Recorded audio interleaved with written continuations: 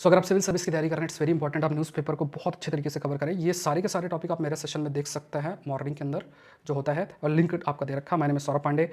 Heavy metals pollution Kaveri river के अंदर ये कहा गया है। तो कावेरी में जो रिवर फिश है उसमें हाई लेवल ऑफ कैडमियम और लेड है, जो कि एक सीरियस हेल्थ हजार्ड है। मतलब आपके शरीर में अगर एंटर होता है तो काफ़ी नुकसान कर सकता है।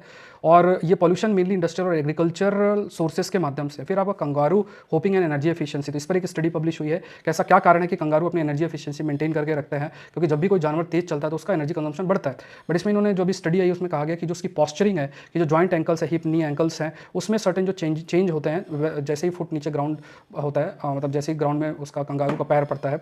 इसके बाद क्या होता है कि इसमें टेंडन का रोल बताया गया। जो टेंडन है जो कि मसल्स और बोन को जो है जोड़ता है, तो वो टेंडन बेसिकली अब्जॉर्ब और रिटर्न करता है मोर एनर्जी को। तो इसका डिटेल डिस्कशन आप मेरे सेशन में देख लीजिए, क्योंकि स्पीसीज इन न्यूज़ कंटेक्स्ट में इंपॉर्टेंट है। इंडिया का आईटी सेक्टर पे एक टॉपिक आपका आया है। लगभग देखा जाए तो इंडिया का जो आईटी सेक्टर है लगभग 3 डिकेड्स तक सिंबल ऑफ इकोनॉमिक ग्रोथ के रूप में कंसिडर किया गया। लगभग 1% वर्कफोर्स और लगभग 7% ऑफ इंडियन जीडीपी में कंट्रीब्यूशन है। लेकिन अब चीज़ें बदल रही हैं। जैसे टीसीएस ने लगभग 20,000 के आसपास ले ऑफ किए।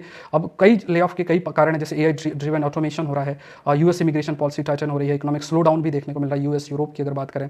और अब स्पेशलाइज्ड एक्सपर्टीज और एआई फ्लुएंसी की तरफ जो है क्लाइंट्स जा रहे हैं। ट्रेडिशनल आईटी मॉडल्स खत्म हो रहा है, cloud native architecture, cyber security framework और जनरेटिव एआई की तरफ जाया जा रहा है। और यहाँ पे इन चीज़ों को करने के लिए स्किल मिसमैच भी है। तो सरकार को कोई ना कोई कदम उठाने चाहिए, जैसे 6 से 9 महीने का एक तो सेवरेंस पे होना चाहिए, स्किल और करिकुलम रिफॉर्म्स होने चाहिए। जो बच्चों को जो है पढ़ रहे हैं तो उनको उस प्रकार की अपडेटेड स्किल्स प्रोवाइड करना चाहिए। स्टार्टअप और इनोवेशन भी लेकर आने की जरूरत है। फिर आपका क्लाउड सीडिंग और डेली रिसेंट एक्सपेरिमेंट की बात किया गया।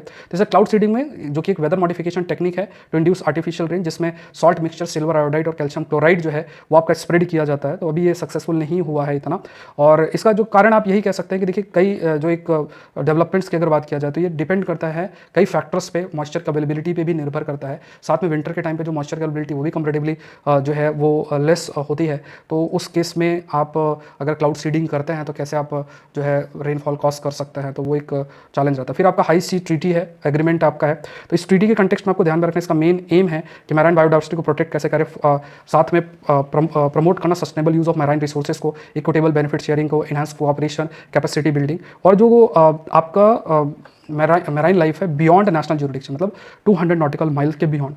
तो उस चीज़ में कैसे हम स्टेप ले सकते हैं, वो सारी चीज़ें जो है इस ट्रीटी के अंदर पूरा मेंशन्ड है। तो ये ट्रीटी आपकी फोर्स में आ रही है जनवरी 2026 से ये ट्रीटी आ रही है फोर्स में। इसमें marine genetic resources, area based management tool, environment impact assessment, capacity building and technology transfer पर भी है। और एक और बड़ा डिटेल टॉपिक है। तो ये सारे टॉपिक्स जो है आप मेरा सेशन में देख सकते हैं, जो कि मॉर्निंग में ही होता है। इसका बढ़िया अच्छे तरीके से पीडीएफ भी आपको अवेलेबल रहेगा। और अगर आप सिविल सर्विस की तैयारी कर रहे हैं तो आज आप अनअकैडमी का जो स्पेशल क्लास फेस्टिवल है उसका हिस्सा जरूर से बने। आज है और कल भी है, 5th तक है। तो